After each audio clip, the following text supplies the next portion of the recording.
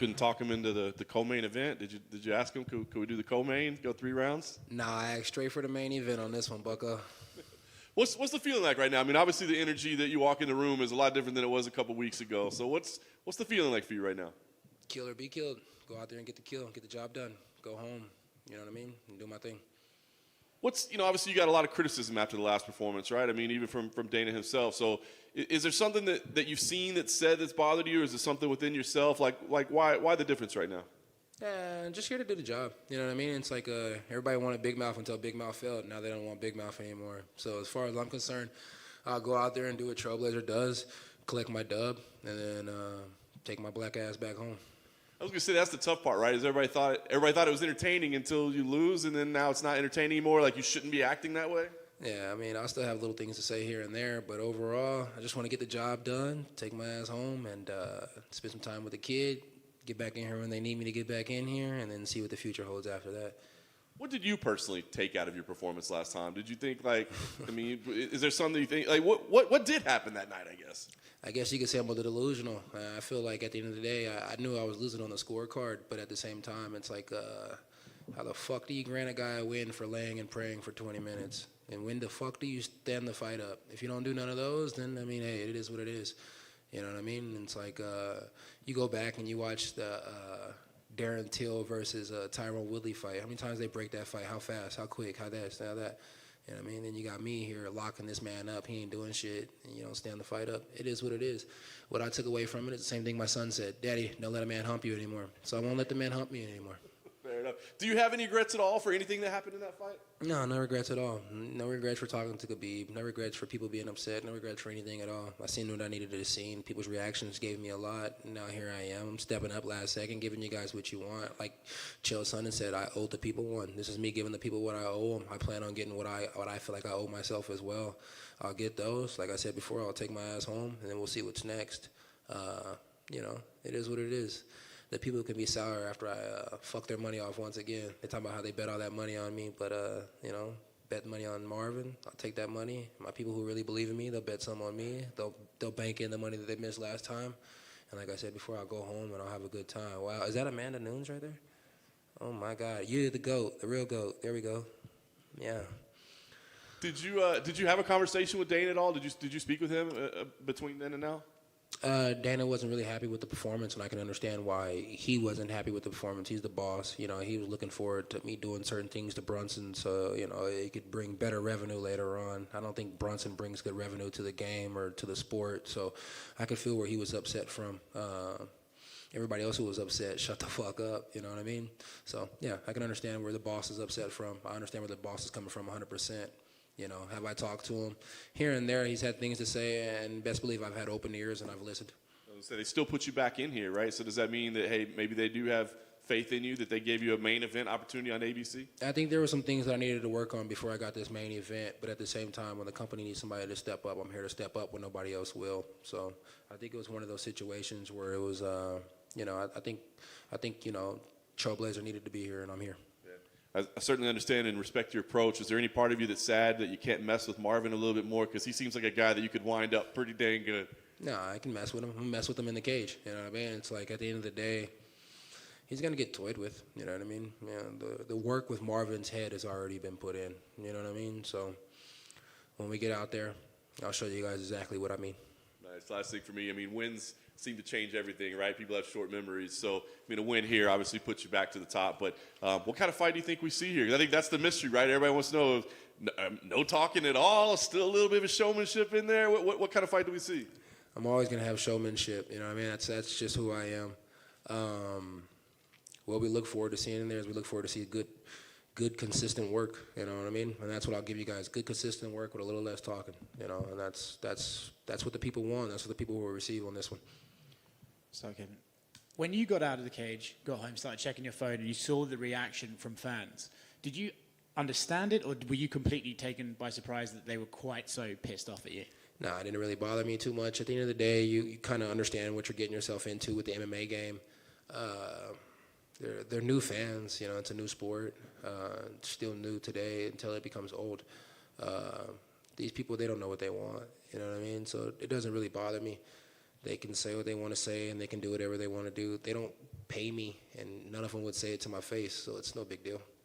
When Dana's pissed off at a fighter, it's not every day that they get a chance at redemption just a couple of weeks later. So the chance for you to step in and say, look, boss, like I heard you, this is a good performance. Are you happy that you get that? Yeah, I mean, definitely happy I get to make the boss happy, you know what I mean? I still got to go out there and do it, you know. Definitely heard him loud and clear. It's up to me to show him.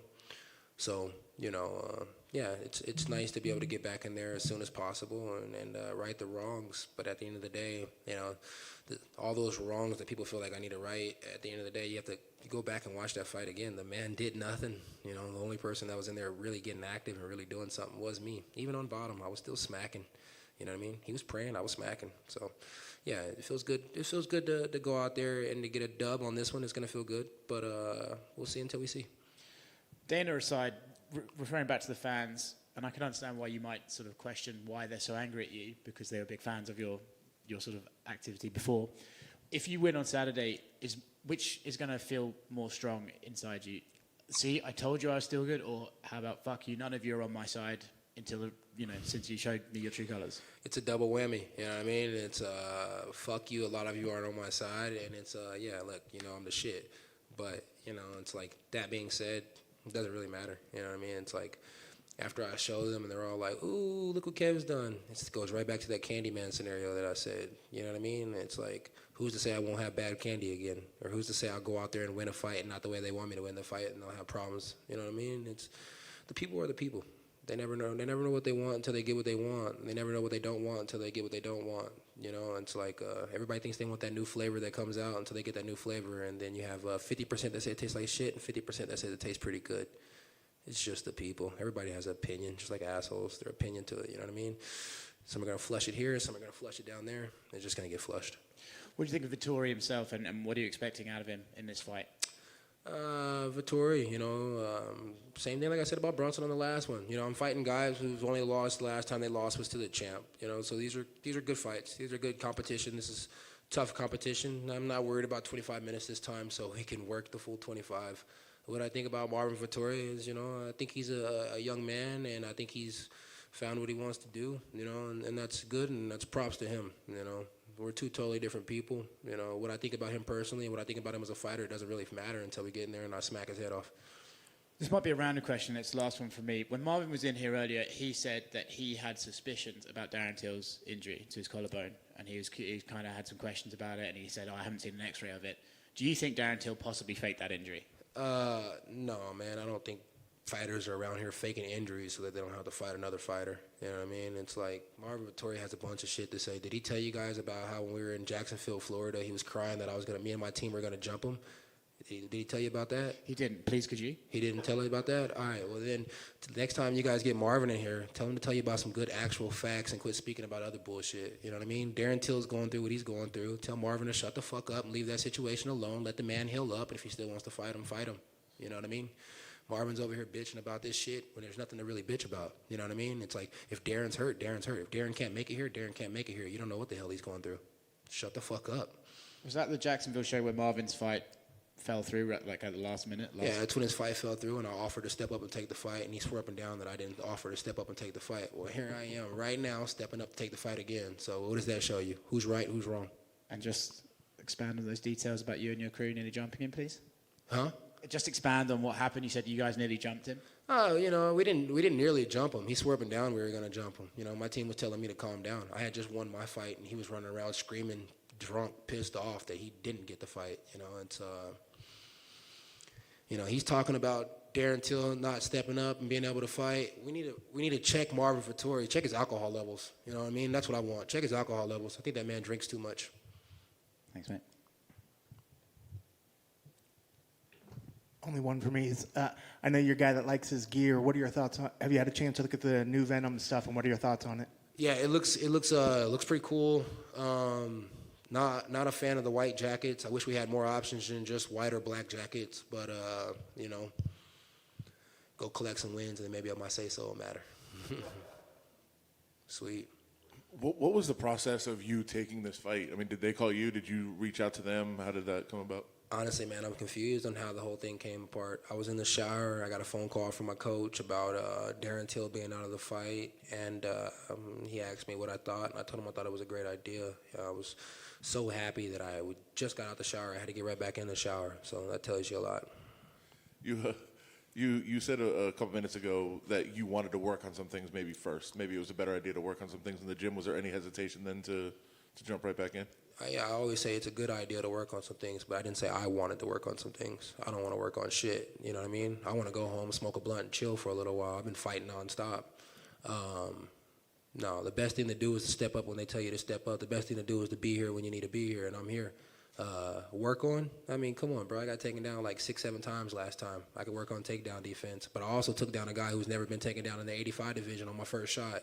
So maybe less offensive wrestling and more defensive wrestling. I don't know. I mean, we'll figure it out. You know, I'm gonna work on some things Saturday night.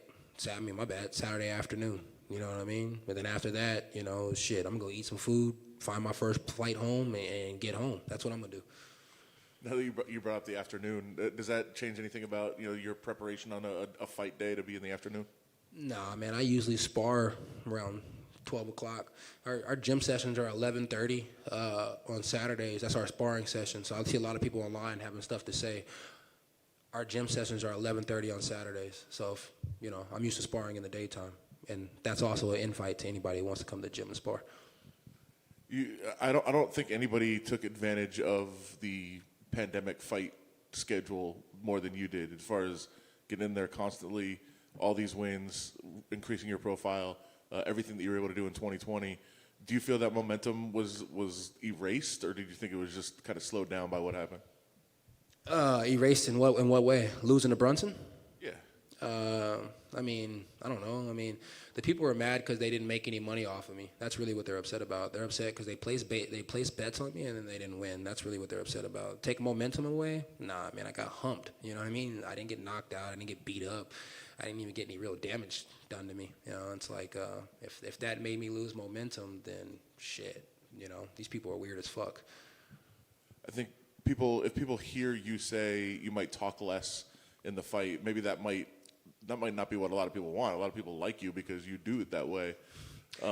They need to decide what they want then. Stop saying you don't want big mouth. Stop saying you want me to be quiet. You want me to be quiet, I'll be quiet. You want me to talk, I'll talk. You don't know what the fuck y'all want. You know what I mean? Well, my question is, it doesn't matter what people want. I mean, if you win. It does matter what people want. Because what people want is what pays the bills. Okay.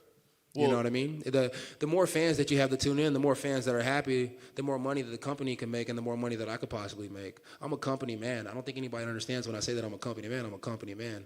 I was raised with my grandparents. They had their own business. You know what I mean? So I understand business. I understand that Derek Brunson's bad for business. So my goal is to get back to Derek Brunson, make him retire and get out of the game. You know what I mean? Business. It's all about business. If the people like me, it's good business. The people don't like me, it's bad business. I want the people to like me. Right now, they might not like this interview, but once I put the fight together, they'll be happy. And then if they really want Big Mouth, they can get Big Mouth back. But right now, it's time for action, and it's time for the job to get done. So let's go get the job done. Well, I guess my question would be, shouldn't you do what makes you comfortable, what makes you fight better, and that's how you should perform, not necessarily what the... Come to my gym. Come to my gym. I'll show you several different styles. I can fight all kinds of ways. You know what I mean? And it's like, what makes me happy?